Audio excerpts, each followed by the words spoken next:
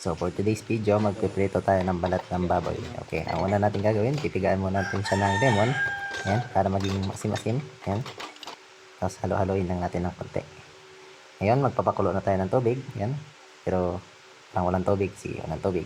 Yan. Okay. Ngayon, gagawa natin ng paraan. Lagyan natin ng gilo. Yan. Gilo. Sabay takpan po natin yan. Yan. Tapos antayin lang natin kumulo. Yan. Pagkatapos kulo, yan. Ilagay na natin yung balat ng baboy. Yan, yung balat ng baboy. Lagyan natin ng sibuyas. Yan, sibuyas, bawang. Yan, at di kalimutan ng tanglad. Lagyan natin ng asin. Yan, ilagay ko lahat. At paminta.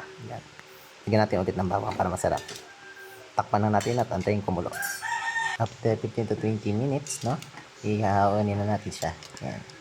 Hawin na natin yan lahat. Lahat yan na nakalagay dyan. Yan, tapos antayin natin siyang sumamig. 3 hours later. At ayun na nga, pagkatapos ng ating pag-antay ay luto ng ating sinigang. Yan. Antayin na lang natin yan ng konti. Tapos iyahain na natin yan. Na masarap na yan na ulam. Okay? Okay.